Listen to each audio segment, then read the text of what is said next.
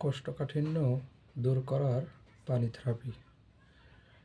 যখন আপনার অতিরিক্ত মাত্রায় কোষ্ঠকাঠিন্য হবে, এমনকি বাথরুম করার সময় মলদ্বার দিয়ে রক্ত বের হবে, তখন এই থেরাপিটি অবশ্যই অনুসরণ করুন। এভাবে যখন সমস্যা তৈরি হবে, তখন একসাথে 3 থেকে 5 গ্লাস পানি পান করুন, যতক্ষণ না পর্যন্ত বমির ভাব হয়।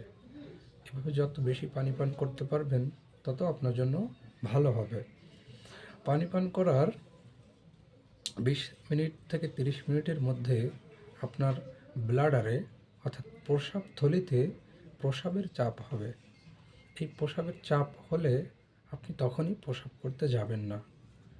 5 থেকে 10 মিনিট এই প্রস্রাবকে চেপে ধরে রাখার চেষ্টা করুন।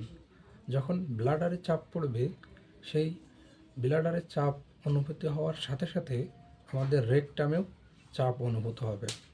যখন রেকটামেও চাপ অনুভূত হবে, তখন সাথে সাথে বাথরুমের বেগটাও আপনার চলে আসবে।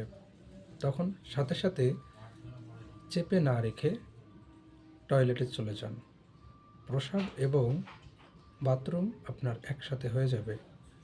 এভাবে কয়েকদিন করলেই আপনার বাথরুমের যে কনস্টিপেশন এবং রক্ত পড়া, এটা আস্তে আস্তে ঠিক হয়ে যাবে।